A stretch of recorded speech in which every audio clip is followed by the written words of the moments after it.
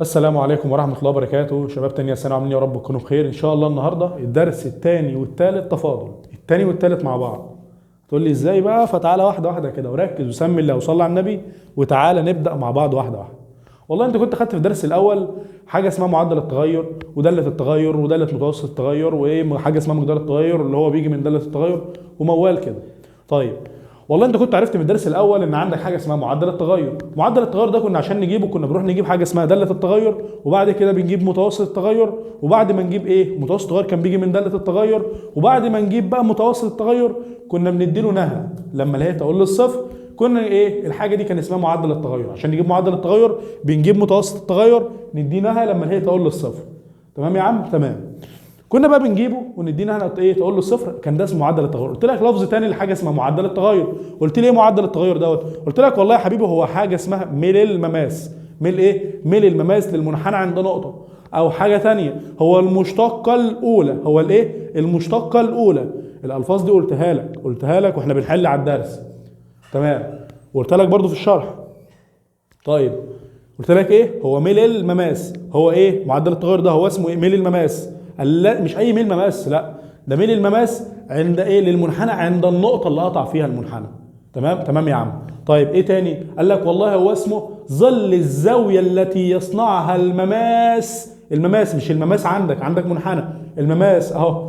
تعالى بس عشان انا عارف انت ما تفهمش الشفوي. ادي يا عم مثلا معاك داله بالشكل ده كده، داله تربيعيه مثلا كده. قمت جاي عند النقطه دي قمت رايح جاي قاطع كده واخد ممس كده عند النقطه دي كده اهو للمنحنى. تمام. اما قايل لك هو ظل الزاويه. هو معدل التغير برضه هو ظل الزاويه التي يصنعها المماس مع الاتجاه الموجب لمحور س. هو ظل الزاويه التي يصنعها المماس مع الاتجاه الموجب لمحور س. اذا هي مش اي زاويه. هي مش اي زاويه، لازم أن تكون الزاويه التي يصنعها المماس مع الاتجاه الموجب لمحور س اللي هي الزاويه دي. طيب بس انا بقى اما اجي في الامتحان طبعا مش هقول لك اوجد اوجد قيمه الزاويه مثلا. ما هو انت لما تجيب ظل الزاويه دي اللي هي ظا الزاويه، انت اما تجيب لي الزاويه خلاص. تمام. اما تجيب ظل الزاويه تقدر تجيب الزاويه، شفت تاني على الاله الحاسبه تطلع معاك الزاويه. انا بقى في الامتحان مش هقول لك انا عايز الزاويه، مش هقول لك عايز الزاويه نفسها التي يصنعها المماس مع الاتجاه الموجب لمحور س. لا، هو قايل لك اوجد الزاويه التي يصنعها المماس مع الاتجاه السالب لمحور س. مع الاتجاه السالب لمحور س. فركز معايا بقى واحده واحده كده وصلي على النبي. بص يا عم، فين فين الاتجاه السالب لمحور س؟ احنا عرفنا ان ده الاتجاه الموجب لمحور س. طب ده الاتجاه السالب لمحور س اهو. طيب وده الاتجاه الموجب. طيب بص كده دول عاملين حاجه اسمها خط مستقيم. حاجه اسمها خط مستقيم. تمام. فخط المستقيم اللي هي بتعمل حاجه اسمها زاويه مستقيمه من بتاع والاعدادي دي. زاويه مستقيمه كان قياسها كام؟ 180 درجه. طب انت جبت الزاويه دي، تقدر تجيب الزاويه دي ولا لا؟ مش تقدر تجيب الزاويه دي. اللي هي تبقى 180 ناقص الزاويه اللي معاك، اللي هي 180 ناقص الزاويه التي يصنعها المماس مع الاتجاه الموجب لمحور س. تمام يا عم؟ تمام. انا بعرفك حاجه علشان لما اجي اقولها في الامتحان او اجي اديها لك في الامتحان ما ترجعش كل حاجه اما اجي اديها لك في الامتحان تقول لي انت ما قلتش دي. هو يا حبيبي انا لازم اقول لك كل حاجه؟ هو انا لازم اقول لك كل حاجه وانا بشرح؟ انا بشرح لك الدرس وبقول لك افكار الدرس، او ما انا لازم اجدد لك في الافكار؟ يعني دي حاجه او سؤال شبه ده مثلا مع الاتجاه السالب لمحور س، وهديك طبعا اول زاويه هتجيبها بعد اللي هي الزاويه بتاع المماس مع الاتجاه الموجب لمحور س. هديها لك اول اختيار تجيبها تختارها وانت مطمن على الهادي. هديها لك اول اختيار تختارها وانت على الهادي كده. تمام يا عم. طيب اقوم اعمل بقى تاني؟ هضحك عليك اقول لك لا انا عايز مع الاتجاه السالب لمحور س. استاذ انت ما قلتهاش وانت بتشرح يا حبيبي. انت مش جبت دي. مش تقدر تجيب ديت. تقدر تجيبها منين؟ من اعدادي، اولى اعدادي. لو جبت لك عيل من اولى اعدادي او اولى حضانه وسمع بس المعلومه بتاع الزاويه المستقيمه يقدر يحلها. بس انت اللي دماغك فيستك. فيستك على قدك يعني. طيب يا عم ما علينا. امسح يا عم الكلام ده فكرنا بيه خلاص. ماشي افتكرته؟ افتكر الولد. طيب ماشي. بقى حكايه بقى؟ احنا عرفنا ماشي ان معدل التغير هو ظل الزاويه. تمام. وظل الزاويه اللي هو من المماس برضو اللي هو معدل التغير، معدل التغير اللي هو من المماس. طب الميل كان بيساوي فرق سطح على فرق السينات. الله ينور عليك. تمام يا عم. طيب يجي بقى الواد يقول لي ايه بقى المشتقه الاولى ديت؟ ايه بقى حكايه المشتقه ديت؟ المشتقه ديت انا عمال اسمعها والعيال بتوع ثالثه ثانوي بيقعدوا يقولها كتير. اه يا حبيبي، هي المشتقه دي عندك ان شاء الله. اللي مكمل رياضه ان شاء الله لازما يركز قوي على المشتقات وازاي بنشتق. ازاي بنشتق اي داله لازما يركز عليها قوي، علشان مهمه لثالثه ثانوي، والله مهمه جدا. العيال بتوع ثالثه مهمه، تمام. والتباديل والتوفيق برضو اللي بتاع الجبر، اخر درسين جبر مهمين والله لثالثه ثانوي، والله مهمين، تمام. طيب يا عم، فركز بقى وصلي على النبي وتعالى يلا واحده واحده كده. بص يا عم، والله اهو زي ما قلت لك اهو، انت كنت عارف طبعا من الدرس الاول اهو ان معدل التغير هو ميل المماس للمنحنى، تمام. هو ايه المشتقه الاولى؟ هو ظل الزاويه، وقلت لك مش اي زاويه، هي ايه الزاويه التي يصنعها المستق ايه او اسف المماس مع الاتجاه الموجب لمحور س، تمام يا عم. 100 100. طيب ماشي، نيجي بقى واحده واحده كده. انت طبعا الدرس الثاني، هو الدرس الثاني عباره عن ايه؟ هو انت عارف انك انت كنت تقدر تجيب معدل التغير؟ كنت عشان تجيبه، تمام، كنت عشان تجيب معدل التغير كنت بتروح تجيب حاجه اسمها ت ه، صح؟ بتجيب حاجه اسمها ت ه، وت ه كنت بتجيب لي منها حاجه اسمها م ه اللي هي كانت بتساوي ت ه على ه، تمام. وكنت في الاخر عشان تجيب معدل التغير اللي هو كان بيساوي بقى ايه؟ نهى لما اله تقول للصفر نهى ايه؟ م ه. يعني بعد ما تجيب الميم ه اللي هي داله متوسط التغير كنت بتديها نهى ايه؟ لما اله تقول للصفر يطلع معاك الكلام دوت. او ممكن بقى ايه؟ الراجل بقى هنا في الدرس الثاني تفاضل اما قال لك ايه بقى؟ قال لك لا يا حبيبي، انا مش عايزك ايه؟ مش عايزك تجيب معدل تروح تجيب لي داله التغير وبعد كده تجيب داله متوسط التغير وبعد كده تجيب لي معدل التغير، لا انا عايزك تجيبها في خطوه واحده. يا سلام، بدل ما انت ايه؟ يعني مثلا سؤال زي اللي قدامك دوت، معاك داله س بتساوي س تربيع ناقص 3، تمام. الراجل بيقول لك ايه؟ انا عايز مثلا غير، هنرجع تاني للسؤال هنشوف بس ايه، هقول لك اللي انا عايز ايه اوصله لك وبعد كده نرجع نشوف السؤال عايز ايه. داله س بتساوي س تربيع ناقص 3، تمام. والله يا عم قال لي ايه؟ هات لي معدل التغير، تمام، عند س بتساوي 1. طب تعالى بقى معايا واحده واحده كده. انا عشان اجيب معدل التغير لازم اروح اجيب ايه؟ ت ه.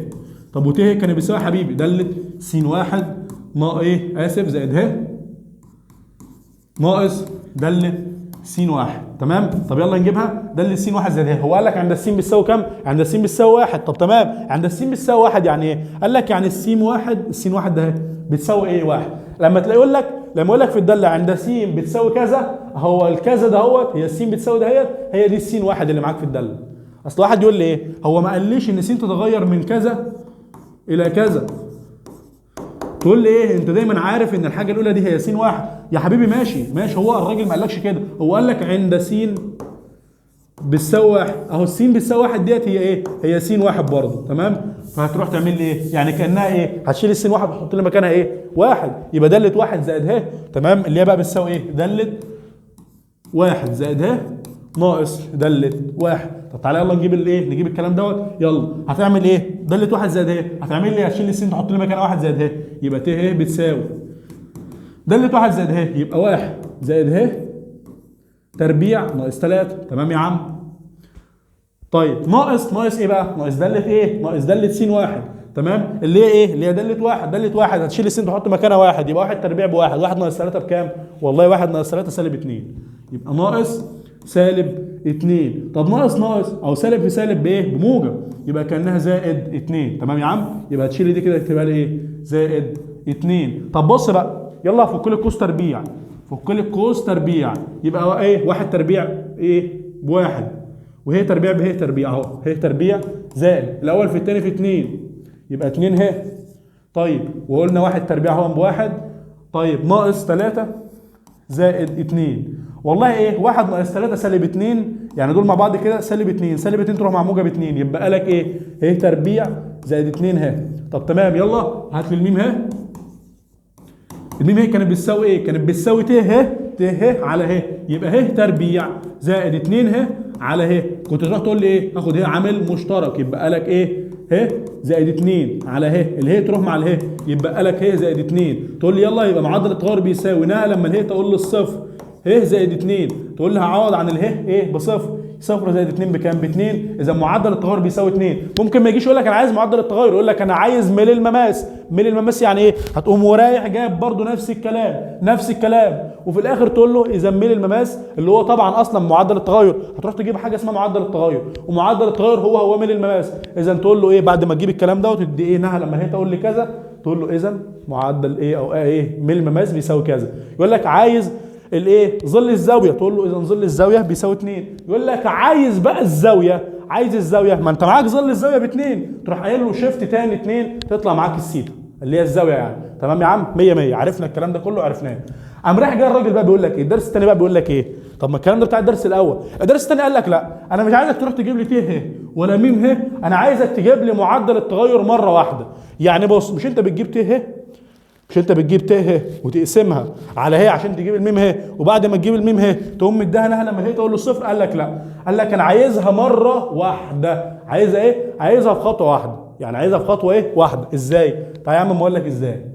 بصوا يا عم خطوه واحده، قال لك يعني هتقول لي نهى على طول من الاول مره، في الاول خالص كده هتقول لي نهى على طول، مش هو معدل التغير، يعني نهى على طول. قال لك يبقى نهى لما هي تقول له الصفر ميم ه.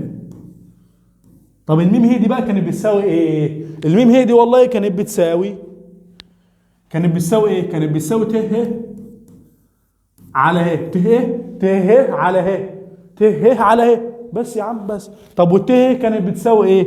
والله الراجل قال لك الت ه كانت بتساوي دالة س واحد زائد ه ناقص دالة س واحد على ه. بس يا عم بس، والله ما في اكتر ولا اقل من كده. قال لك يعني ايه؟ هاتها لي في خطوه واحده، ادمج خطواتك كلها في خطوه. يعني بدل ما تقول لي اروح اجيب الت ه وفي الاخر اقسمها على ه عشان اجيب معدل التغير ايه؟ داله متوسط التغير، وبعد ما اجيب داله متوسط التغير اقوم مديها نهى لما هي تقول له صفر. قال لك طب ما تديها من البدايه نهى، طب ما اديها نهى يا عم من البدايه. قال لا ما اديها نهى من البدايه. طب يلا نشتغل، يلا يا عم نشتغل. بس يبقى دي نهى لما هي تقول له الصفر، يلا هات لي داله س واحد زائد ه. هو الراجل مش قال لك عند الس بتساوي واحد؟ هتقوم رايح جاي له ايه؟ يبقى هتشيل السين ايه؟ س واحد تحط لي مكانها واحد، يبقى واحد ايه؟ داله واحد زائد ه. هتشيل كل ما قبلك س في الداله الاصليه تحط لي مكانها ايه؟ يبقى واحد زائد ه تربيع، يبقى واحد زائد ه تربيع. يا حبيبي انا ماليش دعوه بالمساله دي، انا بوصل لك انا عايز اقول ايه، بوصل لك يعني الراجل عايز ايه في خطوه واحده بوصلها لك بس، انما هنرجع اللي هو عايزه حالا. تمام؟ طيب يلا يبقى ناقص داله واحد. دالة واحد عند حضرتك بكام؟ دالة س واحد، وهو قال لك عند س بتساوي واحد، يعني معناها دالة واحد يبقى واحد تربيع ناقص 3. واحد ناقص 3 بكام؟ بسالب 2. طيب يبقى سالب 2، وقلنا سالب في سالب بايه؟ بموجب. تمام؟ طيب ماشي، يبقى الكلام ده على ايه؟ على ه. بس يلا ادينا لما ليه تقول لي الصفر فك لي الكلام ده، يبقى ه تربيع زائد 2 ه. تمام؟ زائد واحد، والمفروض هنا كنا ايه؟ حطينا ناقص 3. تمام؟ ناقص 3 قلنا ايه؟ دي زائد 2. قلنا الكلام ده على ايه؟ على ه. على ايه؟ على ه. بس يا عم بس. يلا والله قلنا 1 ناقص 3 بسالب 2، سالب 2 تروح مع موجب 2، يبقى لك ايه؟ تربيع زائد 2 ه. وعندك نهى لما هي تقول لي الصفر، يبقى دي نهى لما هي تقول لي الصفر. يلا تاخد لي اله عامل مشترك، مش انت بقى لك الكلام ده كده؟ ده اللي بقى لك.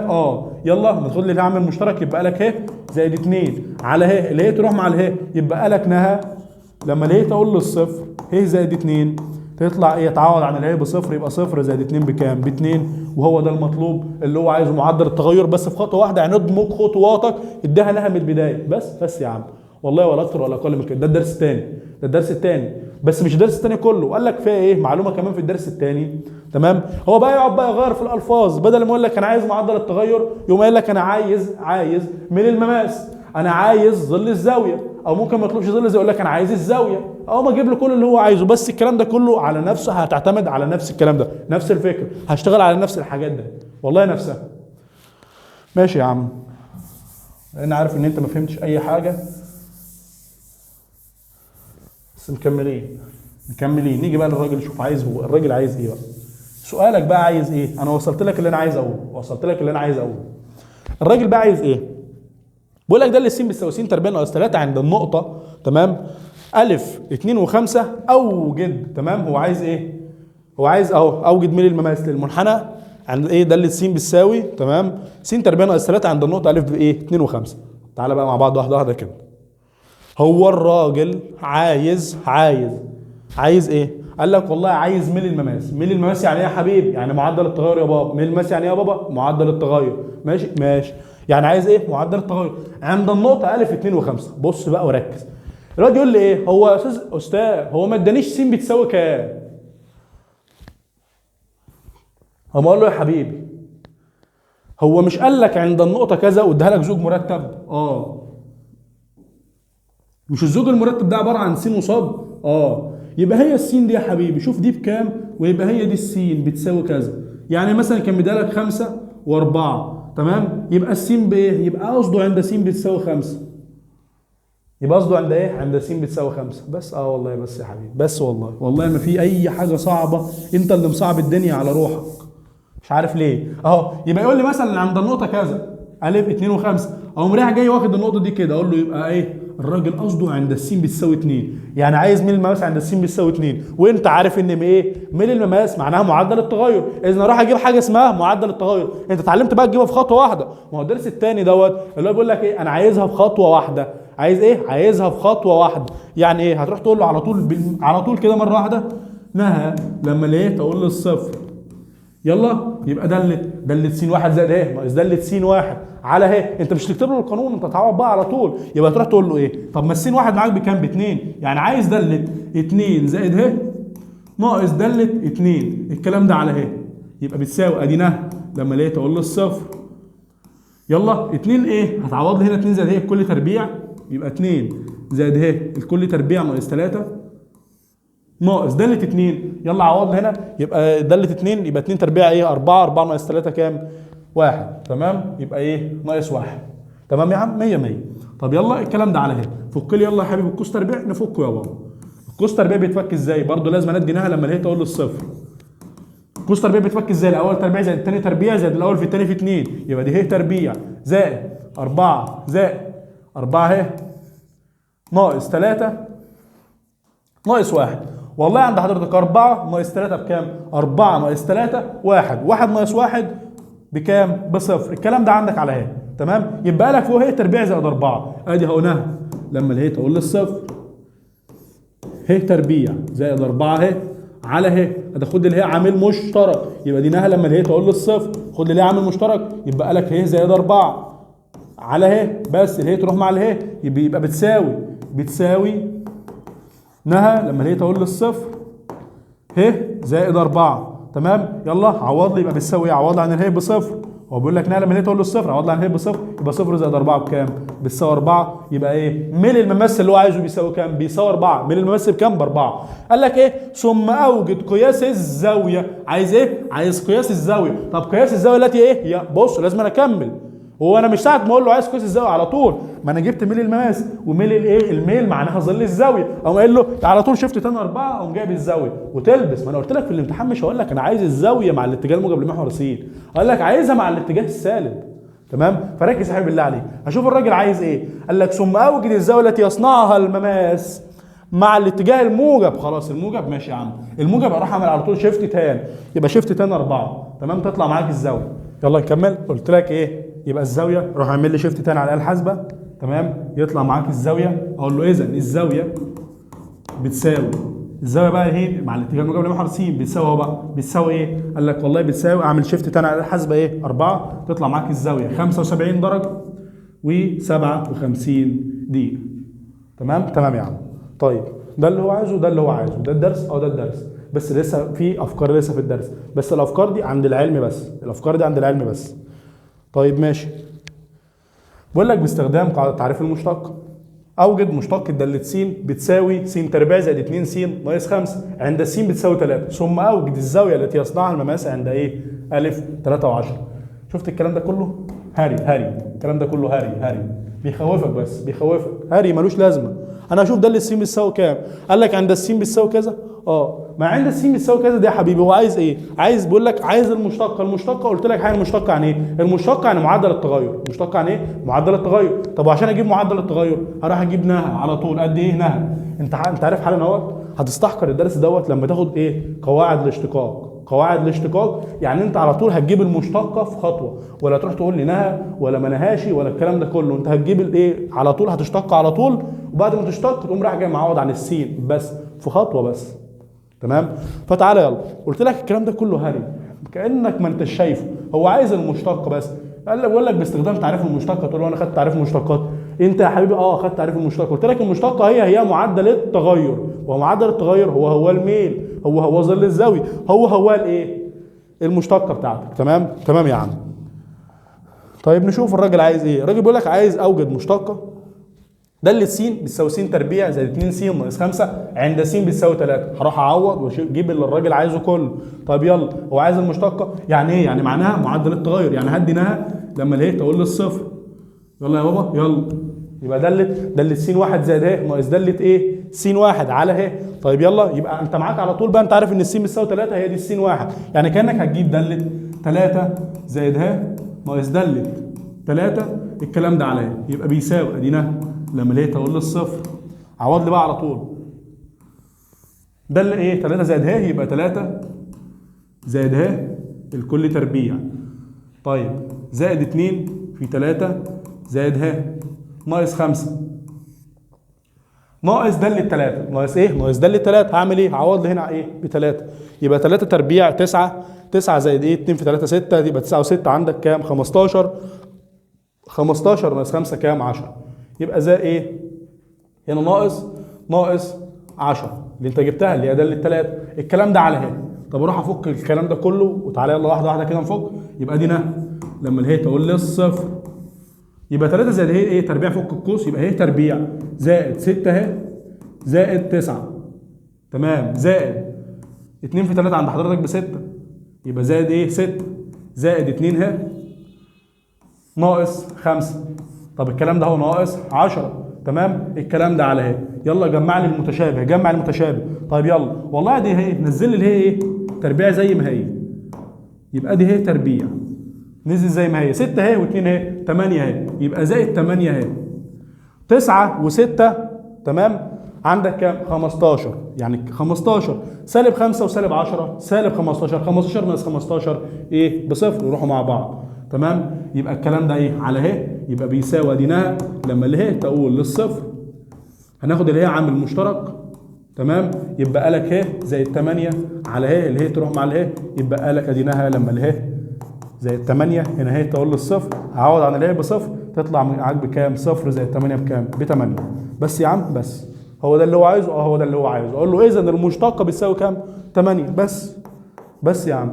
قال لك ثم اوجد الزاويه التي يصنعها المماس عند ايه؟ الف 3 و10. طبعا هو ايه هنا؟ عايز لك الزاويه اللي هي مع الاتجاه الموجب لمحور س. طالما كتب الزاويه وايه ما ذكرش معاه اتجاه على طول يبقى انت عارف مع الاتجاه الموجب لمحور س طالما ما ذكرش حاجه. انما ذكر قال لك مع الاتجاه ايه؟ السالب بقى المحور س، لا ده انا هعمل موال. قلت لك هنجيب الزاويه تمام من هنا، هعمل شيفت تاني الكلام اللي طلع دوت، وبعد ما تعمل شيفت تاني شيلهم من 180 يبقى هي دي الزاويه اللي هو عايزها بس مع الاتجاه السالب لمحور س. تمام يا عم. طيب ماشي. قال لك عند ايه؟ عند الف 3 و10. قلت لك يعني ايه عند الف ايه؟ قال لك عند النقطه عفريت. اقوم رايح جايب النقطه دي اشوف الاحداث السين بكام واقول له اذا هو عايزه عند س، هنا عند السين بتساوي كام؟ والله هنا الاحداث السين ب3 يبقى قصده عند س ب3. طب ما انا حالا لسه جايب الكلام ده عند السين ب3، ما انا حالا لسه جايب المشتقه عند السين ب3. طب ما هي المشتقه هي الميل اللي الراجل عايزه تمام. ما انا عشان اجيب الزاويه لازم انا اجيب ايه؟ ظل الزاويه. طب ما هو ظل الزاويه اللي هو معدل التغير اللي هو اصلا المشتقه اللي انت حالا لسه جايبه بكام؟ ب8. هروح اعمل ايه؟ على طول شيفت تان ايه؟ 8 يطلع معاك الزاويه تمام. اقول له اذا الزاويه كذا، اعمل شيفت تان 8. طيب ماشي. ده السؤال السؤال خلص. بس السؤال عليه الدور او الاول. بص يا عم الكلام ده عند العلم بس، فالادبي عديه على طول تمام. عدي الايه؟ الكلام ده. بيقول لك لو معاك نهى لما هي تقول للصفر، قال لك انت خلاص جبت ايه؟ معاك داله ورحت قلت لي ايه هتجيب لي بقى النهايه بتاعتها اللي هي معدل التغير ومش عارف ايه الكلام ده كله. ما هو ده اللي س 1 زائد ه ناقص ده اللي س 1 على ه، دي اللي هي متوسط التغير لما اديها نهى لما هي تقول للصفر تمام. لما اديها نهى لما هي تقول للصفر دي معناها معدل التغير. قال لك لو لقيت معدل التغير تمام اللي هو النهايه تمام لقيت ايه؟ النهايه موجوده عند الكلام اللي قدامك ده كده تمام. على طول اعرف ان الداله قابله للاشتقاق تمام عند النقطه اللي انت ايه؟ جبت عندها معدل التغير. يعني انت دلوقتي جبت ايه؟ معدل التغير. ما هو انت ما ايه؟ مش دي س 1 اما يجي يقول لك عند س مثلا بتساوي 5 عوضت هنا طلع الايه؟ النهايه ايه؟ معرفه. النهايه طلعت معرفه موجوده لها رقم تمام؟ طالما طلع ليها رقم يعني النهايه معاك موجوده. تمام يا عم؟ قال لك لو طلع لها رقم يعني اذا هي موجوده، اذا الداله قابله للاشتقاق. قابله لايه؟ للاشتقاق. اقول له قابله للاشتقاق واسكت؟ لا، لازم اقول له قابله للاشتقاق عند النقطه، عند النقطه كذا. تمام؟ اللي انا جبت عندها معدل التغير. بس يعني بس طبعا ايه الكلام دوت عند الجماعه بتوع الايه الادب والعلم. انما بقى الملحوظه الجايه عند العلم بس عند العلم بس. لو اقول لك ايه صاد بتساوي داله س، يعني انت عارف طبعا ان صاد هي داله س، يعني اقدر اشيل داله س هستغنى عنها واحط مكانها صاد يعني. طيب ماشي. قال لك لو لقيت الداله دي قابله للاشتقاق اذا الداله تمام متصله عند ايه؟ هذه النقطه برضو. يعني ايه؟ يعني انت دلوقتي جبت معدل التغير عند النقطه دي اللي هي اللي فوق. لقيت الداله يا عم عند ايه؟ عند مثلا س بتساوي 5 معرفه، يعني ايه؟ او اسف النهايه بتاعتها موجوده. تمام؟ طلع ليها رقم. انت قلت لي الداله مالها قابله للاشتقاق عند س بتساوي كذا. تمام؟ قال لك طيب هي خلاص قابله للاشتقاق عند س بتساوي ايه؟ 5. او تقوم قايل له ايه؟ اذا الداله متصله عند س بتساوي 5. الداله ايه؟ متصله عند س بتساوي 5. تمام؟ بس هي دي الملحوظتين يعني، وهنشتغل عليهم حالا. طيب ماشي. السؤال ده عند العلم والادب، اللي بعده عند العلم بس. طيب بيقول لك اثبت ان داله س بتساوي س تربيع ناقص س زائد 1. بيقول لك عايز يثبت ان هي قابله للاشتقاق عند س بتساوي 1. يعني عندي س بتساوي 1 عايز اثبت ان هي قابله للاشتقاق. اروح اعمل ايه؟ اروح اجيب ايه؟ معدل التغير اللي هو النهايه. طلع ليها رقم والله، اقوم قايل له اذا الداله قابله للاشتقاق واسكت. بس تمام؟ طيب ماشي. بيقول لك داله س اهو، نشتغل يلا عادي، نشتغل عادي جدا يلا. يبقى ادينا لما لقيت اقول للصفر داله س 1 زائد ه ناقص داله س 1 على ه. طب ما انت معاك الس بتساوي كام؟ الس بتساوي 1، يبقى انت على طول عرفت ان الس 1 بواحد. يبقى داله 1 زائد ه ناقص داله 1 على ه. كمل يلا، عوض لي هنا يلا. يبقى ايه؟ 1 زائد ه لكل تربيع ناقص 1 زائد ه زائد 1. طيب ناقص داله 1 يبقى 1 تربيع ناقص 1 عند حضرتك ايه؟ 1 تربيع بواحد ناقص 1 بكام؟ بصفر. صفر زائد 1 بكام؟ بواحد. يبقى دي ناقص داله 1 اللي هي طلعت بكام؟ بواحد على ه. يلا فك لي الكلام ده كله. ده والله عند حضرتك ادي ايه؟ المفروض ادي هنا نهى لما الهي تقول للصفر. يبقى دي نهى لما الهي تقول للصفر. فك لي يلا قوس تربيع. يبقى دي هي تربيع زائد 2 ه زائد 1. تمام؟ ده عند حضرتك يلا فوق ايه؟ وزع لي السالب على القوس ده كله. يبقى ناقص 1 زائد ه زائد 1 بره اهوت ناقص 1. الكلام ده على ه. والله الواحد يروح مع السالب 1. تمام؟ طيب وبرده هنا في 1 يروح مع سالب 1. يبقى لك فوق ايه؟ ه تربيع زائد 2 ه زائد ه. تمام؟ او اسف هنا ايه؟ ناقص ه. هنا ناقص ه. السالب يتوزع على القوس كله. تمام؟ ناقص ه. والله ايه؟ ه تربيع. تمام؟ هتنزل زي ما هي، مفيش حاجه تتجمع معاها. يبقى دي ه تربيع. طيب ه 2 ه ناقص ه بكام؟ به. يبقى زائد ه على ه. طب يلا خد لي ه عامل مشترك. بتاخد ليه عامل مشترك؟ يبقى لك ه زائد 1 على ايه؟ على ه. اللي هي تروح مع ال ه. يبقى لك اديناها لما ال ه تقول للصفر ه زائد 1 هتعوض لي عن ال ه بصفر. يبقى صفر زائد 1 بكام؟ بواحد. طالما طلع رقم عند حضرتك في الاخر، طلع رقم تمام، اقول له اذا الداله ايه؟ اقول له اذا الداله قابله للاشتقاق واسكت. لا ما اسكتش، اقول له عند س بتساوي 1. بس يا عم هو ده كل الكلام. طيب ماشي. اللي جاي دي عند العلم بس. عند العلم ليه؟ لان دي معتمده على ايه؟ فكره الاتصال اللي هي ايه؟ كانت عند العلم برضو الترم الاول. طيب ماشي. بقول لك ابحث قابليه الاشتقاق داله س بتساوي س تربيع زائد 2 وس اكبر من او بتساوي الواحد. تمام؟ عندما س كانت اكبر من ايه؟ اكبر من او بتساوي الواحد. عند حضرتك ايه؟ تحت الفرع الثاني 2 س زائد 1 س اقل من الواحد. قال لك انا عايز ابحث الاشتقاق عند س بتساوي 1. بص بقى، حالا كنت لسه قايل لك علشان تعرف الداله قابله للاشتقاق ولا لا لازم أن تكون مالها متصله عند النقطه ديت. يعني عشان اقول ان الداله ما هي ايه؟ ده انا مش هي هتكون ده. ممكن بقى ايه كمان؟ انت ممكن تجيب تلاقي الداله متصله عند س بتساوي 1. هو هنا عايز عند س بتساوي 1. ممكن تلاقيها متصله بس ما ينفعش تشتق. انا هقول له اذا الداله يمكن ان تشتق. يعني انا بدل ايه؟ بعد ما اجيبها تمام واثبت له ان هي متصله. انت عارف طبعا كنا بنجيب الاتصال ايه ازاي من الترم الاول. او نسبه الداله المتصله عند ايه؟ عند الس بتساوي اي كام؟ اي بقى حاجه. كنا انت ايه؟ طبعا انت عارف ازاي بتقدر ايه تقول ان الداله المتصله عند الس بتساوي كذا. كنت بتروح تجيب لي ايه؟ داله كذا يمين وداله كذا شمال، لو طلعوا الاثنين بيساووا بعض اذا الداله متصله عند النقطه دي. طيب هل معنى ان الداله متصله اذا الداله ينفع نشتقها؟ لا، ممكن تكون قبل الاشتقاق وممكن ما تكونش قبل الاشتقاق، وده اللي هنعرفه ان شاء الله في الدرس الايه؟ الثالث. تمام يا عم. طيب يلا. الاول هو بيقول لي ابحث قابليه الاشتقاق، هل يمكن ان تشتق ولا ما ينفعش تشتق خالص؟ هي طبعا لو غير متصله ما ينفعش ان احنا نشتقها اصلا، غير متصله اذا هي غير قابله للاشتقاق. تمام. يلا نجيب الايه؟ الاتصال. اروح اشوف هي متصله على الاول عند الس بتساوي 1 ولا لا. اروح اعمل ايه؟ اقول له عايز اجيب ايه؟ داله 1 يمين. نروح نجيب داله 1 يمين. يلا قلت لك ايه داله 1 يمين دي؟ شفت السين؟ شوف السين اكبر من فين؟ في انهي فرع؟ والله فين السين اكبر من في انهي فرع؟ او السين اكبر من او ايه؟ بتساوي الواحد في الفرع ده، في الفرع الاولاني، يبقى هتروح تعوض لي في الفرع الاول ده. طب يعني ايه داله 1 يمين؟ معناها ايه؟ انها لما اله، لا واسف هنا في سين يبقى السين تمام تقول لي الواحد ايه؟ موجب كده.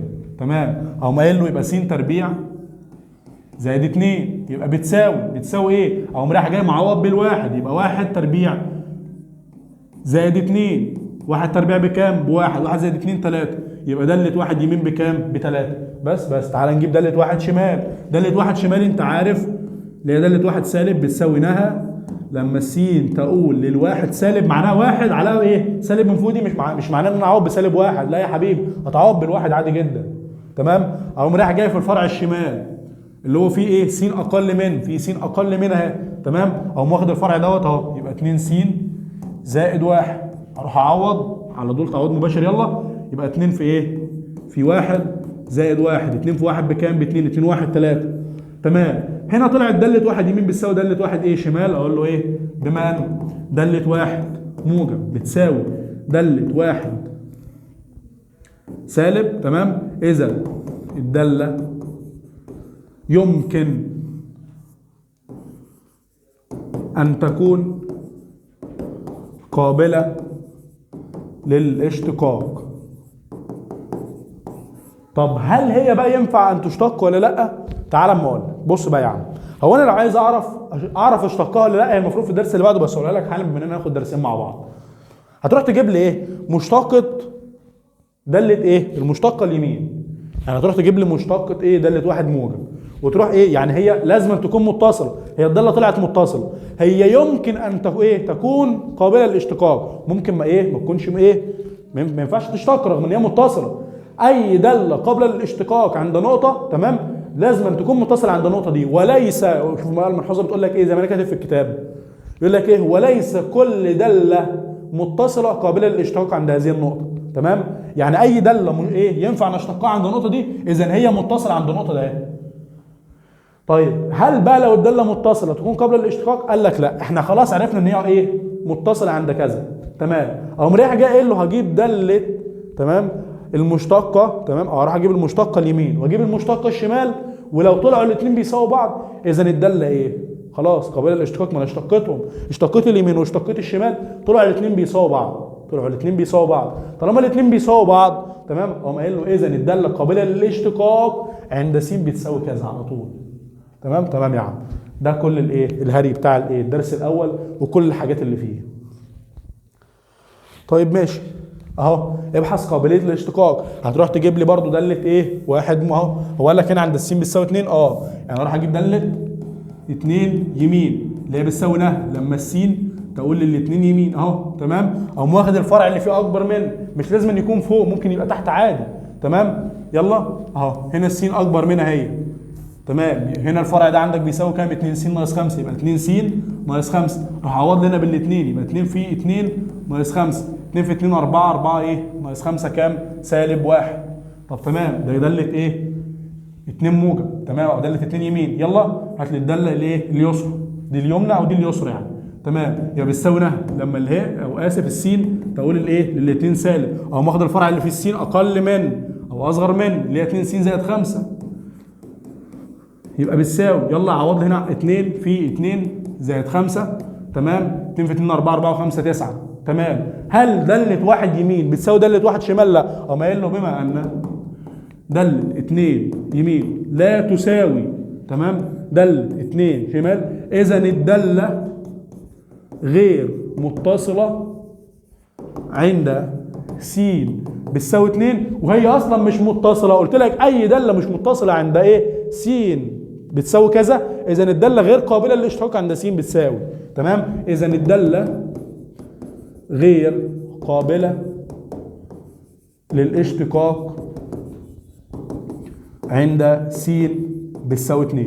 بس هو ده اللي الراجل عايزه، هو ده اللي الراجل عايزه، بس ثبت له اللي هو عايزه. الدرس الثالث وقواعد الاشتقاق. ركز بقى بالله عليك، لان ده اهم درس اصلا، ده اهم درس. شفت الهادي اللي احنا كنا بنهريه ده كله؟ هنجيبه كله حالا والله في خطوتين بس، خطوتين. فانت ركز بقى بالله عليك، ركز بالله عليك، ركز. الدرس الثالث بيقول لك قواعد الاشتقاق. انا لو معايا داله ازاي اقدر اشتقها؟ معايا اي داله عايز اعرف اشتقها ازاي؟ انت عارف طبعا ان داله س هي صاد، انت طبعا عارف ان داله س هي صاد، طبعا عارف الكلام ده كله، تمام. قال لك بقى علشان نشتق اولا مثلا معايا داله س، المشتقه ديت لها شكل، المشتقه دي لها شكل، لها شكل. قال لك ايه؟ قال لك اسمها داله شرطه س، تمام، داله شرطه س، او داله صاد على داله س، او صاد شرطه. شفت الكلام ده كله؟ الكلام ده كله انت عارف ايه اسمه؟ ايه اسمه؟ مشتقة س. هو اسمه مشتقة الدالة، يعني مشتقة دالة س، يعني مشتقة دالة س. يعني معايا دالة اسمها دالة س عايز اشتقها، اما اجي مثلا ايه زي ما الدالة اسمها دالة س، قال لك يبقى المشتقة اسمها ايه؟ دالة ايه؟ شرطة س، او دالة صاد على دالة س، او صاد ايه؟ شرطة. بس ده الايه؟ الثلاث اشكال بتوعها اللي هينكتبوا بيها. يعني زي مثلا ما اقدر اشيل داله س احط مكانها صاد بتساوي، قال لك مثلا داله س بتساوي س تربيع ناقص 2، اقدر اشيل داله س احط مكانها صاد بتساوي س تربيع ناقص 2، عادي جدا يعني، تمام. طيب ايه بقى قواعد الاشتقاق؟ ركز بقى بالله عليك وتعالى معايا واحده واحده. قال لك معايا داله س بتساوي ا س اس ن، فان داله ايه؟ شرطه س اللي هي المشتقه. هنعرف بقى نجيب المشتقه ازاي؟ هي لها قانون؟ لها قانون يا حبيبي. بص بقى معايا على القانون وركز بقى بالله عليك اهو. قال لك داله س بتساوي ا س اس ن، قال لك يبقى المشتقه، تمام، اللي هي داله شرطه س، او ممكن ما اكتبش داله شرطه س، او ممكن ما اكتب ايه، اكتب لك مثلا داله صاد على داله س بتساوي، او صاد شرطه بتساوي، هم الثلاث الفاظ بمعنى واحد يعني. طيب يلا، قال لك القانون ايه بقى؟ قال لك ا في ن اس س س، اهو في س اس ن ناقص 1، يبقى ا في ن في س اس ن ناقص 1 في ايه؟ ا في ن في س اس ن ناقص 1. بس هو ده القانون، هو اللي اشتق بيه، هو ده القانون. بس هل اي حاجه هتجيلي هقدر اعمل معاها كده؟ لا، ده انت لسه هتشوف اشكال ثانيه، ده انت لسه هتشوف قوس في قوس، ودي اللي راح اجيب مشتقة القوس الاول مشتقة القوس الثاني واضربهم في بعض. لا طبعا الكلام ده غلط، زي ما هنشوف حالا اصلا، تمام. يعني في اشكال كتير وفي قواعد كتير هشتغل عليها، في حاجه اسمها مشتقة الجذر التربيعي، تمام، مشتقة الجذر زي ما هنشوف الجذر بس تحته داله تحته داله، تمام، زي ما هنشوف كل حاجه حالا، هنشوف كل حاجه. طيب يلا داله س بتساوي ا س، ا في س، تمام. يلا قال لك بقى المشتقه بتاع ايه؟ اي عدد في س، اي عدد في س بس س على اس واحد، هي نفس العدد، هي نفس الايه؟ هي نفس العدد. اي داله س بتساوي اي عدد في س بس س على اس واحد، تمام، هي نفس العدد او المعامل بتاع السين يعني. طب داله س بقى بتساوي عدد، داله س بتساوي عدد، المشتقه بتاعتها بكام؟ بتاع العدد بكام؟ قال لك مشتقه العدد بصفر. طب تعالى معرفك دي ليه ودي ليه. دي بقى مشتقه العدد دي اي عدد في س هو نفس العدد. شايف القاعده دي؟ تعالى نطبق القاعده. طب يا عم والله في هنا ايه؟ الف، هنزل الف زي ما هي في ايه؟ في الاس اللي هنا على السين، الاس هنا كام؟ واحد، يبقى الف في واحد في س اس، الاس اللي معاك اهو واحد وهشيل منه ايه؟ واحد، القاعده اللي بتقول لي كده. يلا اي حاجه اس ايه؟ واحد ناقص واحد بكام؟ بصفر، يبقى س اس صفر بواحد، واحد في الف، واحد بكام؟ بالف، بس يبقى الكلام ده يطلع كله في الاخر بكام؟ بالف. فانا بختصر عليك الموضوع، واقول لك على طول ان هو على طول بايه؟ بالف. بس انا بختصر عليك الموضوع واقول لك ان هو بالف. طب تعالى هنا داله س بتساوي الف، تمام. بص بقى، هو انت مش هنا عندك س اس صفر ما س اس صفر، اي حاجه اس صفر بكام؟ اي حاجه اس صفر بكام يا حبيبي؟ والله اي حاجه اس صفر بكام؟ بواحد. تمام؟ يعني ايه؟ ما هو كانها الف واحد. يعني دي بص الف اهي. يعني مثلا اقول لك معايا 2. اما اقول لك 2 دي بتساوي 2، مش الاثنين ده هي بتساوي 2 في 1. تمام؟ اقدر اشيل واحد احط مكانه كام؟ س اس صفر. اقدر اشيل واحد احط مكانه كام؟ س اس صفر. تمام؟ لان اي حاجه اس صفر بكام؟ بواحد.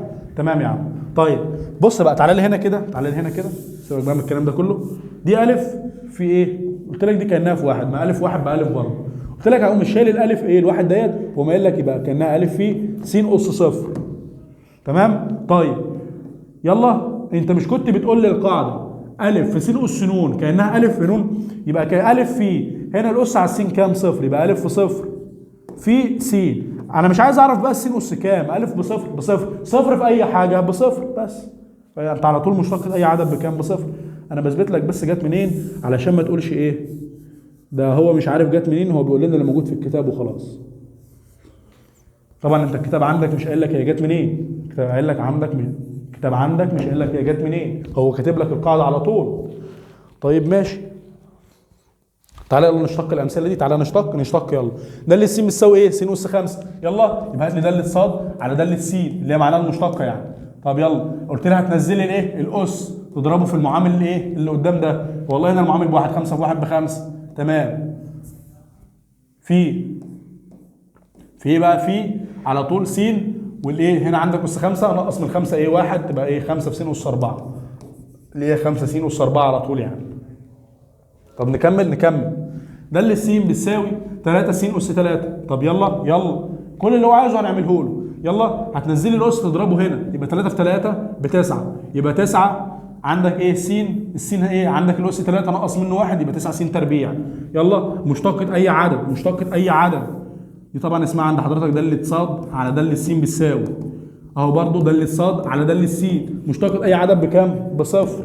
تمام؟ هنا يلا مشتقة اي عدد مضروب في س اس 1 هو نفس العدد، يبقى داله ص على داله س بتساوي كام؟ 4. هنا الايه؟ 4 في س. تمام؟ بس يا عم هو ده الاشتقاق. بس لسه في حاجات تقيله. هو طبعا هو الدرس لو بالهافه ده كان جابه لك في اولى ابتدائي. بقول لك اوجد داله ص على داله س حيث داله س بتساوي س تربيع ناقص 5 س زائد 7.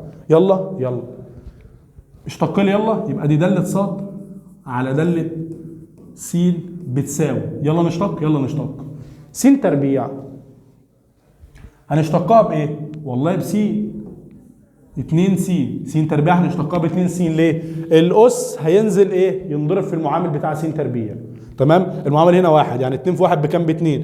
السين عليها تربيع نقص لي من الاس ايه؟ 1 يبقى كانها ايه؟ 2 ناقص 1 بكام؟ ب1 يبقى كانها 2 س ناقص 5 اهو. اي عدد في س هو نفس العدد بس. ومشتقة اي عدد بصفر يبقى 2 س ناقص 5. بس يا عم والله العظيم ما في اي صعوبه، والله ما في اي صعوبه. هو ده الكلام كله والله. يلا نشتق. بيقول لك ايه؟ داله س هو عايز المشتقه. تمام؟ دي عند حضرتك داله س بتساوي 7 على س تربيع. هو عايز داله ص على داله س يلا بتساوي. يلا نشتق. بص بقى، قبل ما نشتق لازم نعدلها. لازم اعدل دي لازم اعدلها. هعدل 7 على س تربيع عند بسط ومقام، لازم اعدل البسط والمقام، لازم اعدله. طب يلا كانها داله س بتساوي، انت طبعا واخد الاسس في الترم الاول، الاس يطلع البسط بايه؟ اس سالب. تمام؟ يبقى 7 هنا عند حضرتك 7 على س تربيع هي كانها 7 ايه؟ في س اس سالب 2 ناقص 5 س زائد 11. بس يلا نشتق بقى. يبقى داله ص على داله س. تمام؟ داله ص على داله س بتساوي. اشتق لي. يلا نشتق. يبقى 7 في سالب 2 يبقى بسالب 14. اشتق لي. يلا ايه؟ س اس سالب 2 يبقى دي ايه؟ يبقى دي س سالب 2 ناقص لي ايه؟ سالب 2 ناقص 1 بسالب 3. بس يلا اي عدد في س هو نفس العدد. تمام؟ اي مشتقة اي عدد بصفر يبقى ال11 مشتقته بصفر، يبقى كانها سالب 14 س اس سالب 3 ناقص 5. بس يا عم هو ده الموضوع. بيقول لك داله س بتساوي 2 س ايه؟ في جذر س زائد ايه؟ 4 جذر س ناقص 1. تعالى نعدل الجذر. لازم انا اخلي الجذر دوت اس حاجه، يعني دي جذر س، لازم الس ده اخليها اس حاجه واشيل الجذر. انت كان عندك قاعده للجذر؟ كان عندك قاعده للجذر وركز فيها قوي. كان عندك قاعده بتقول لك ايه؟ كان بيقول لك الجذر النوني لايه؟ الف والس م، قال لك كانت بتساوي الف والس م على ن. طب يلا اعدل لي الداله، يبقى داله س بتساوي 2 س في الجذر، المفروض في هنا 2 بس ما بكتبهاش والاس هنا 1، يبقى س اس نص زائد 4 في س برضه اس نص ناقص 1. يلا عند الضرب بعمل ايه؟ بجمع الاسس، يبقى ايه؟ داله س بتساوي 2 س في س ايه؟ اس نص، هنا الس واحد وايه ونص اللي هي كام؟ 3 على 2، يبقى 2 س اس 3 على 2 زائد 4 س اس نص ناقص 1. يلا نشتق بقى.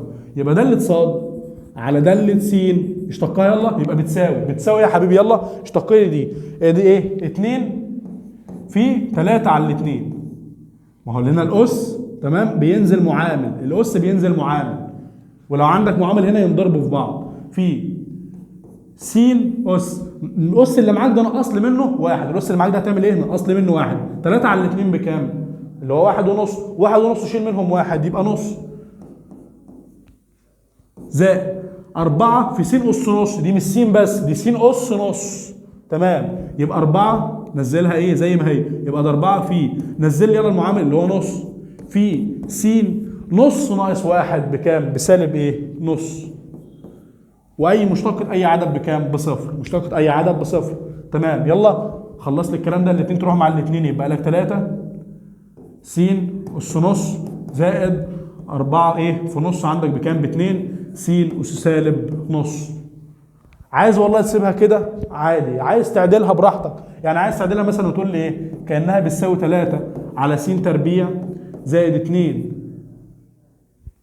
على س اس نص، براحتك، دي صح دي صح، تمام؟ اسف، دي ايه؟ دي س اس نص، يعني كانها اسف عادي 3 س اس نص زي ما هي، تمام؟ بس يا عم بس هي ده، بس هنا الاس السالب قال لك عادي انزله تحت، بس عايز اعدل شكلها، عايز تحولها الجذر، عايز تحول دي الجذر تاني زي ما كان الجذر عندك، مفيش مشكله، قال لك يبقى دي 2 جذر س تمام زائد 2 على جذر ايه؟ س، بس هنا دي عند حضرتك كام؟ كانت 3، يبقى دي هخليها ايه؟ 3 بس يا عم، بس هو ده الموضوع كله، وهذه المشتقه هي طلعت في الاخر اهو، شوف دي مشتقتها طلعت كده في الاخر، تمام. السؤال اللي عليه الدور بيقول لك دالة س بتساوي س اس 3 زائد 6 س تربيع ناقص 36 س زائد 4. عايز ايه؟ هو بص، هو الراجل بيقول لك اوجد دالة ص على ايه؟ على دالة س عند النقطة 1 وسالب 25. هنرجع حالا لواحد وسالب 25 هنرجع لها، بس هو بيقول لك ايه؟ عايز اوجد دالة ص على دالة س عند كذا، انا هشوف عند كذا دي في الاخر، بس انا لازم اجيب الايه؟ دالة ص على دالة س الاول. طب يلا يبقى دي دالة ص على دالة س اللي هو المشتق، يعني اشتق، يبقى 3 س تربيع، نزل ايه؟ الاس، تمام؟ نزله معامل واطرح من الاس 1، يبقى ناقص 36 او اسف هنا الاول ايه؟ 6 س تربيع، نزل الاس اضربه في المعامل اللي عندك، يبقى زائد 12 س ناقص 6 في ايه؟ اي عدد في س هو نفس العدد، تمام؟ يبقى ايه؟ اي مشتقة اي عدد بكام؟ بصفر، فكانه ايه؟ كانه مش معاك، تمام؟ يبقى 3 س تربيع زائد 12 س ناقص 36 بس، يبقى هو ده المشتق. تعال بقى نشوف الراجل عايز ايه، قال لك عند النقطة 1 وسالب 25. انت عارف يعني ايه عايز المشتق عند النقطة 1 وسالب 25؟ كأنه بيقول لك اوجد معدل التغير عند النقطة كذا، وانت عارف يعني ايه عند النقطة كذا؟ هتروح شادد لي خط كده، النقطة مش هي س وصاد؟ هتقوم قايل له عند س، الراجل يقصد عند س بتساوي 1، مش هنا 1 وسالب 25، الراجل يقصد عند س بتساوي ايه؟ 1، عند س بتساوي 1، قام رايح جاي واخد الواحد معوض بيه في المشتقة. هو ايه الراجل عايز ده ايه؟ عايز ده اللي صاد على ده السين عند النقطة كذا، تمام؟ او واخد الاحداث السين معوض بيه في المشتقة. طيب يلا يبقى اهو، اقول له يبقى دالة واحد او دالة شرطة واحد، اللي هي دالة شرطة واحد دي، دالة شرطة واحد دي معناها مشتقة الواحد، تمام؟ اروح اعوض بيه هنا، يلا يبقى 3 في 1 تربيع اللي هي ب3 زائد عند حضرتك 12 في 1 ب 12 ناقص 36. راح ايه عندك 3 و12 15. 15 من 36 كام؟ والله سالب 5. دي كام؟ دي 15 قلنا ناقص 36. والله عند حضرتك 6 ناقص 3 كام؟ ادي ايه 1. ودي 3 ناقص 1 كام؟ 2. يعني كانها سالب 21. كانها ايه؟ سالب 21. دي سالب 21. بس يا عم هو ده اللي هو عايزه، هو ده اللي هو عايزه. تمام. او ما انا ازود لك مثلا مطلوب، او ما قايل لك ايه؟ اوجد قيمه س. اوجد، اقول لك ايه؟ ده مطلوب ليك بقى، مطلوب اهو لحضرتك. تمام. اهو ما قايل لك ايه؟ اوجد قيمه داله س. تمام. او بلاش قيمه داله س دي. اوجد قيمه س عند داله شرطه س بتساوي 0. عشان اسهل عليك، انا كنت هرخم عليك خالص، بس انا سهلت عليك الدنيا. قال لك بقى ايه؟ ده مطلوب لحضرتك انت اللي هتحله، وتكتب لنا الحل بتاعه في التعليقات. يقوم قايل لك ايه؟ اوجد قيمه س عند داله شرطه س بتساوي 0. هتروح تعمل ايه؟ هتقوم واخد المشتقه دي اللي انت لسه جايبها، اللي هي 3 س تربيع زائد 12 س ناقص ايه؟ 36، وهم مساواه بالصفر. وبعد ما ساواه بالصفر هيطلع قيمه للسين، اهو دي الايه؟ السين اللي الراجل عايزها. تمام يا عم. بس انا عرفتك المطلوب هيتحل ازاي. نيجي للي بعده. بقول لك بقى معايا قوس داله س بتساوي قوس في قوس. ازاي هشتق بقى الاقواس؟ واحد يقول لي هروح اجيب مشتقه القوس الاول واضربها في مشتقه القوس الثاني. اقول لك لا يا حبيبي الكلام ده غلط. هل ليها قاعده؟ ليها قاعده ولها قانون. اهو معايا داله س بتساوي قوس في قوس. قال لك المشتقه بتاع الاقواس دي بتيجي ازاي؟ تمام. اهو قال لك مشتقه الاقواس بتيجي ازاي؟ قال لك الايه؟ القوس الاول في مشتقه الايه؟ الثاني زائد الثاني في مشتقه الايه؟ القوس الاول. طيب معاك مثال؟ تعالى طبق عليه. انت خلاص عرفت القانون، تعالى نطبق بقى يلا بمثال. يبقى دي داله صاد على داله س. هات يلا المشتقه، يلا نجيب المشتقه. طبق ايه القانون؟ اهو قال لك ايه؟ الاول في مشتقه الثاني، نزل الاول زي ما هو، يبقى س زائد 6 في ايه بقى؟ في مشتقه الثاني. مشتقه الثاني يلا اشتق لي الثاني اهو، ده القوس الثاني. مشتقه ايه؟ اي عدد في س هو نفس الايه؟ العدد. يعني دي كانها ايه؟ 1 في س اللي هي بواحد. تمام. واي مشتقه اي عدد بكام؟ بصفر. زائد، تمام، زائد ايه؟ الثاني في مشتقه الاول. الثاني عند حضرتك بس ناقص 2 في مشتقه الاول. والله عند حضرتك مشتقه الاول اللي نشتقه اللي هو س زائد 6. مشتقه برضه س زائد 6 كام؟ والله هي هتروح تعمل لي ايه؟ مشتقه اي عدد كده بصفر. هتشتق لي ايه؟ 1 في س اللي هي بكام؟ بواحد. بس يا عم بس. يبقى بتساوي س زائد 6. ما هو س زائد 6 في 1 بكام؟ س زائد 6.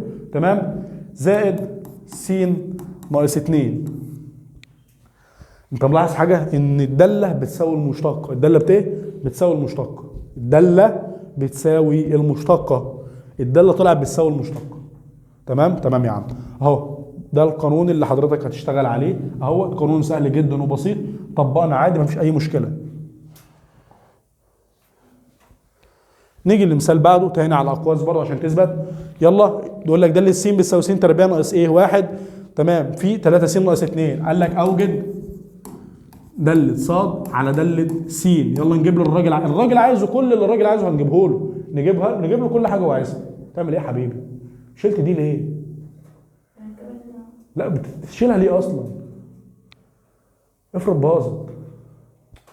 بلاش تلعب في حاجه بس عشان والدك بيجي يقول ان احنا اللي بوظنا. نجيب يلا الراجل عايزه، يلا نجيب. يبقى دي داله ص على داله س بتساوي، وبعدين في القلم داله كل شويه اكتب بلون. يلا نزل القوس الاول زي ما هو اللي هو س تربيع ناقص 1 في مشتقه القوس الثاني بكام؟ اشتق لي القوس الثاني اللي هو 3 س ناقص 2. مشتقه العدد كده بصفر. يبقى يلا اشتق لي يلا ايه؟ 3 س اللي هو بكام؟ ب 3. يبقى في 3. شيل الفي دي اصلا اهو 3 زائد مشتق اهو الثاني نزله زي ما هو 3 س ناقص 2 في ايه؟ في مشتقه الاول. يلا مشتقه الاول س تربيع ناقص 1. مشتقه الايه؟ الس تربيع يبقى 2 س وناقص 1. مشتقه الواحد بايه؟ مشتقه اي عدد عموما بصفر. بس عايز تسيبها له كده سيبها له. عايز تسيبها له كده في الامتحان سيبها له. مش عايز تسيبها وتقعد بقى ايه؟ تفك لي القوس دوت وتفك لي دوت براحتك، عايز تسيبها كده سيبها، عايز تفكها وتنظف شكلها ايه يبقى نظف براحتك يعني. تمام. والله تعالى كده نفكها يلا. يبقى دي ايه 3 في ايه س تربيع، يبقى 3 س تربيع ناقص 3، ما هو ال 3 دي هتوزع في القوس كله، زائد 3 ايه س في 2 س اللي هي تطلع 6 س تربيع ناقص 4 س، جمع المتشابه 3 و6 ايه 9، يبقى 9 س تربيع عند حضرتك ايه ناقص 4 س ناقص 3. بس هو ده اللي هو ايه المشتقه اللي الراجل عايزها. تعالى لي بعد كده قاعده اشتقاق. عندك داله س بسط وعندك مقام، ازاي هشتق بقى البسط والمقام؟ تعالى نشوف مع بعض واحده واحده. بقول لك داله س بتساوي عندك بسط ومقام، قال لك فان المشتقه برضه ليها قانون. ليها ايه؟ ليها قانون. ليها قانون. شفت الراجل الرخم؟ والله رخم. تمام. تعالى يلا نشوف. داله ص على ايه؟ على داله س بتساوي المقام في مشتقه البسط. تعالى بقى ركز اهو، داله ص على داله س، المشتقه بتاع داله س هتساوي المقام في مشتقه البسط ناقص البسط في مشتقه المقام على المقام تربيع. مثال اهوت. تعالى نطبق. تقول لي كبيره كبيره. تعالى نطبق. هنطبق ويبقى سيبها له اقواس زي ما هي في الاخر، سيبها له اقواس. تمام. يلا يبقى داله ص على داله س بتساوي، قال لك اهو القانون بيقول لك ايه المقام، طلع لي المقام زي ما هو 2 س زائد 3. بس انا دايما بنصح ايه؟ عندك مشتقه ايه؟ كسر، داله كسريه عايز اشتقها، بقوم اعمل ايه؟ اقوم اول حاجه اكتبها المقام تربيع، دي الحاجه الثابته. المقام السي اهو انزله زي ما هو تربيع، واقوم مديله تربيع زي ما هو على طول. اول حاجه اعملها اول حاجه. تمام. وطلع لي بقى البسط في مشتقه الايه؟ اسف المقام طلعه لي في البسط في مشتقه البسط. مشتقه البسط اللي هو س ايه تكعيب ناقص 5. مشتقه الس تكعيب ب 3 س تربيع اهو، يبقى في 3 س تربيع ناقص الايه بقى؟ الايه؟ المقام. مشتقة المقام في الايه؟ في البسط اهو اللي هو برضو البسط في مشتقة المقام. اشتق لي يلا المقام اللي هو 2 س زائد 3، وعندك البسط الاول نزله زي ما هو اللي هو س ايه؟ س تكعيب ناقص 5 في ايه؟ في مشتقة المقام. اشتق لي المقام يلا نشتق المقام يا عم. 2 س زائد 3 كده مشتق اي عدد بصفر، يبقى لك 2 س. اشتق لي ال 2 س اي عدد في س هو نفس العدد. بس سيبها، عايز تسيبها زي ما هي كده سيبها، زي الراجل ما جابها لك وبيرخم عليك، وبرضه القانون كبير، انت رخم عليه وسيبها له زي ما هي كده في الامتحان، والله الراجل ما هيقول لك حاجه، والله العظيم الراجل ما هيقول لك حاجه. تمام. طيب يا عم، بعد كده عندك حاجه اسمها مشتقه الجذر التربيعي. ايه ده بقى؟ ايه الرخامه دي بقى؟ دي اخر حاجه والله. تمام. اخر حاجه خلاص بقى، اخر حاجه.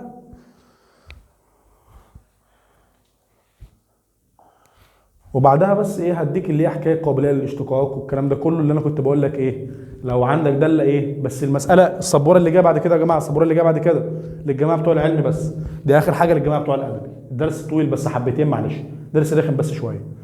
طيب مشتقه الجذر التربيع هي قوانين لازم تحفظها.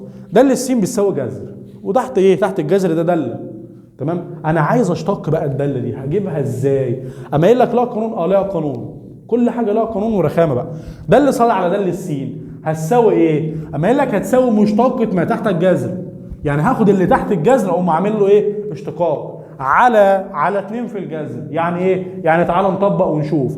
الراجل بيقول لك ص بتساوي س تربيع ناقص 5، فان داله ص على داله س، او يقول لك ص شرطه اللي هي داله ص على داله س، يبقى بتساوي اهو. يلا الراجل قال لك ايه؟ مشتقة ما تحت الجذر س تربيع ناقص 5. اشتقها لي والله عند حضرتك مشتقة العدد اول حاجه بصفر، مشتقة س تربيع ب 2 س. تمام. هتنزل الاس، نزلناه، هتنزله معامل اهو، وبعد كده تنقص من الاس 1 بس على 2 في ما اهو 2 في الجذر بس اهو على 2 في الجذر عند حضرتك س تربيع ناقص 5. الاثنين تروح مع الاثنين يبقى لك المشتقه اللي هي بتساوي س على جذر س تربيع ناقص 5. بس هو ده الكلام. بس والله العظيم ما في اي حاجه اكتر من كده، والله ما في اي حاجه اكتر من كده. وبقيه المسائل بقى ايه؟ شغل هري. بس طبعا هتلاقي حاجه، وزي ما هدي لك حالا مساله ليك، بس فكرتها معتمده على اولى ثانوي الترم الاول. فركز بقى. تمام يلا. الحاجه دي عند العلم بس يا جماعه، دي اخر فكره في الدرس، اخر فكره في الدرس، بس عند العلم بس، عند العلم فقط. الراجل بيقول لك ده اللي س بتساوي 2 س ناقص 4 وس اكبر من او بتساوي الواحد، وس تكعيب ناقص 3 عندما س اقل من الواحد. هل الداله قبل الاشتقاق عند الس بتساوي الواحد؟ قلت لك تعالى معايا واحده واحده علشان اقول ان هي اصلا قبل الاشتقاق، تمام؟ والراجل يقول لي اشتقها. طب تعالى نشوف ونشوف المشتقه بتاعتها عند الس بتساوي 1 بكام. تعرف يعني ايه مشتقات عند الس بتساوي 1؟ هو راح جايب الايه؟ مشتق اليمين ومشتق الشمال، بس طلعوا بيساووا بعض. خلاص طلعوا بيساووا بعض بقى، طالما طلعوا بيساووا بعض قام قايل له اذا الداله ايه؟ فعلا قابله للاشتقاق والمشتقه بتاعتها بتساوي كذا عند الس بتساوي 1 اللي هو الراجل عايزه. تمام تعالى يلا بس نشوف، تعالى نشوف واحده واحده. قلت لك علشان اشوف اصلا هي في البدايه هل ينفع ان احنا اصلا نشتقها ولا لا؟ هل ينفع اصلا ولا ما ينفعش؟ لو لقيتها متصله ممكن تنفع وممكن ما تنفعش، زي ما هوريك حالا. بص يا عم، قال لك داله س بتساوي 2 س ناقص 4، لازم نروح اشوف الاول حكايه الاتصال عشان اقول ان هي مشتقه او لا. لو والله لو لقيتها غير ايه متصله يبقى خير وبركه ومش هنشتق، تمام؟ بس هي طبعا هتطلع متصله. يلا يا عم، هتروح تعمل لي ايه؟ هو هنا عايز عند الس بتساوي كذا، تروح تقول له داله 1 يمين اللي هي بتساوي نها لما الس تقول لي الواحد موجب اهو. يلا هات لي الفرع اللي في السين اكبر من اللي هو 2 س ناقص 4. تعوض لنا عن السين بواحد يبقى 2 في 1 ناقص 4 تطلع بكام؟ بسالب 2. هتروح تجيب لي داله 1 شمال بتساوي، تطلع عند حضرتك اللي هي ايه؟ نها لما السين تقول للواحد سالب، ادي س تربيع ناقص 3. عوض لي يلا هنا يبقى 1 تربيع ناقص 3 تطلع بكام؟ 1 ناقص 3 سالب 2. داله 1 يمين بتساوي داله 1 شمال، اذا الداله متصله عند س بتساوي 1، اذا الداله يمكن ان تشتق. يمكن ايه؟ ان احنا نشتقها. طب هل واسكت؟ لا، هو الراجل عايز ايه؟ هو الراجل بيسال هل الداله قابله للاشتقاق ولا لا؟ بص بقى، هو انا قلت يمكن ان تشتق، طب هل هي فعل؟ انا بقول يمكن، يعني كمان ممكن تبقى ايه وممكن تبقى لا. تمام؟ يمكن تبقى ايه؟ ينفع تشتق وممكن ما ينفعش تشتق. اروح اجيب بقى ايه؟ المشتقه اليمين واروح اجيب المشتقه الشمال. لو طلعت المشتقه اليمين بتساوي المشتقه الشمال اذا الداله قابله للاشتقاق عند الس بتساوي كذا. بس يعني، والمشتقه لها عند الس بتساوي كذا بتساوي كذا. بس. طب يلا، قام قايل له ايه؟ راح اقول للراجل ايه؟ هروح اجيب المشتقه اليمين، يبقى اهو، يبقى داله 1 اهو، مشتقه الايه؟ الواحد يمين اهو. هعمل ايه؟ تعالى الاول هنا، تعالى لي هنا الاول، اشتق لي دي وبعدين ايه؟ يبقى تعالى اعوض ايه؟ بالواحد، ما هي دي اللي هي فيها س اكبر منه، هروح اجيب الفرع اللي فيه س اكبر منه واشتقه. مشتقه 2 س ناقص 4، مشتقه 2 في ايه؟ اي عدد في س هو نفس العدد، يبقى بتساوي 2 ايه؟ ومشتقه اي ايه؟ اي حاجه في الدنيا، مشتقه اي عدد في الدنيا بكام؟ بصفر. يبقى المشتقه الايه؟ داله 1 موجب طلعت بتساوي 2. طب تعالى الايه؟ هات لي المشتقه الايه؟ الشمال، يلا نجيبها. يبقى بتساوي مشتقة س تربيع بكام؟ والله ب 2 س، مشتقة أي عدد إيه؟ بصفر، يبقى دالة سالب 1 إيه؟ تمام؟ أهو دالة إيه؟ المشتقة بتاع إيه؟ المشتقة اليسرى آسف بتساوي 2 س. هتعمل إيه؟ هو عايز المشتقة وإيه؟ وخلاص؟ لا، ده عايز مشتقة الواحد، هتقوم رايح جاي معوض لي بالواحد بعد ما جبت المشتقة. تمام؟ يبقى 2 في 1 بكام؟ ب 2. بص بقى أهو إيه؟ المشتقة اليمنى طلعت بتساوي المشتقة اليسرى، أقوم قايل له إذا الدالة ايه؟ قابلة للاشتقاق عند س بتساوي 1، والمشتقة اهو، والمشتقة لها عند س بتساوي 1 هي كام؟ هي 2. والمشتقة عند س بتساوي 1 هي 2.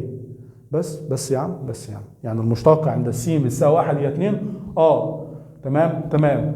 طيب لو كان بقى طلعت المشتقة اليمين ما بيساويش المشتقة ايه؟ الشمال، او قايل له طالما المشتقة اليمين ما بيساويش الشمال اذا الدالة غير قابلة للاشتقاق. اذا الدالة مالها غير قابلة للاشتقاق. وانت عارف يعني ايه المشتقه عند س بتساوي كذا، معناها معدل التغير عند س بتساوي كذا.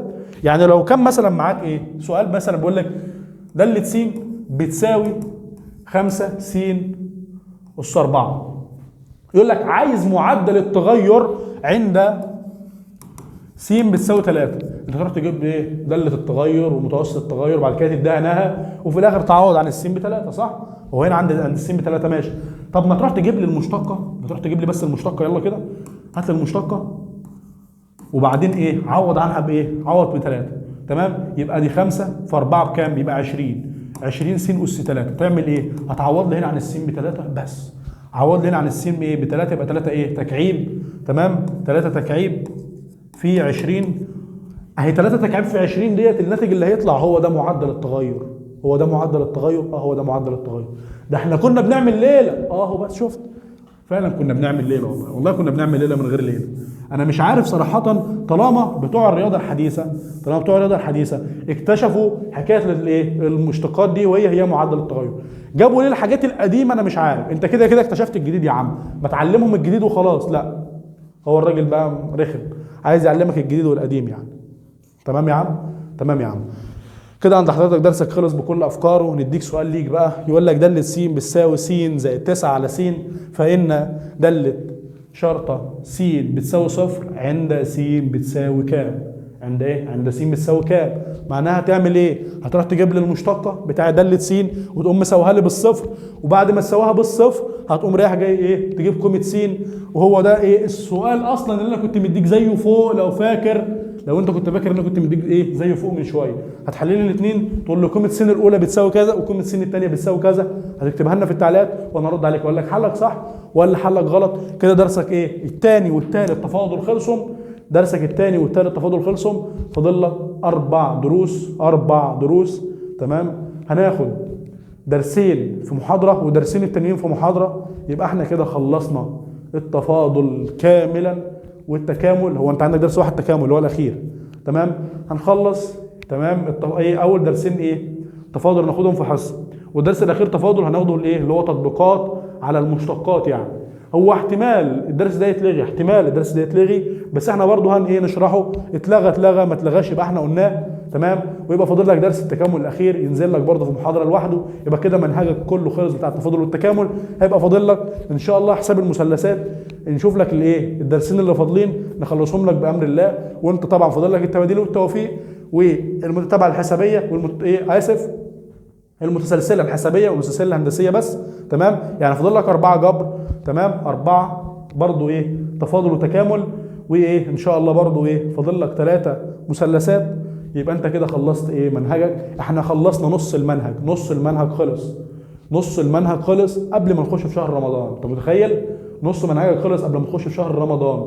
انا طبعا احنا يعتبر دلوقتي في ايه؟ احنا اي نعم في اواخر الشهر، ان شاء الله على اول 3 بالظبط هيكون 3/4 المنهج خلص، 3/4 او ممكن يكون كله كمان ما تزعلش، يكون خلص تصوير بس ما يكونش خلص نزول على المنصه. طبعا انا عايز انزل لك على المنصه التقيل وبعد كده انزل لك الدروس الخفيفه واحده كده تمام؟ يبقى الخفيف نازل في رمضان وخلصنا كل الشغل التقيل قبل رمضان، يبقى انت خلصت التقيل وانت فايق، دماغك فايقه لسه. اي نعم احنا داخلين فيكم زياده شويه وعمالين ننزل شرح وحل ومش عارف وحصص ورا بعضها، بس انا عشان عايز اخلص منهج قبل رمضان. بس لما نيجي في رمضان هنفرد بقى نقعد نحل. يبقى انت دلوقتي فهمت الشرح كله قبل رمضان، في الاخر نفرد منهجنا بقى كده في رمضان نقعد نحل بقى براحتنا. نحل هتبقى كل المحاضرات هتبقى حل. او ما قال لك ان شاء الله المحاضره الجايه هم انزل لك مثلا على الجروب بتاع الفيس مثلا او على الصفحه بتاعتنا على الفيسبوك او على الانستجرام او اي مكان للتواصل بتاعنا او على الجروبات بتاع الواتساب او ايا كان يعني تمام؟ هننزل لك نقول لك ان شاء الله يوم كذا هينزل لك محاضره كذا حل على كذا وكذا تمام؟ هيكون في محاضره لبتوع اليوتيوب لوحدهم ومحاضره بتوع المنصه لوحدهم، يعني هنقسمها لك كده ان شاء الله. اشوفكم بخير وفيديو جديد، والسلام عليكم ورحمه الله وبركاته.